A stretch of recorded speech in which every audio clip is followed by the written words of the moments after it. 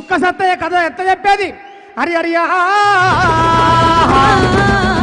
తెరమారిల్లు మరడిగడ్డ చెప్పిన వాడా ఊరములు చెప్పిన వాడా పూనాచార్య అమ్మ నీకు 10,000 దండవే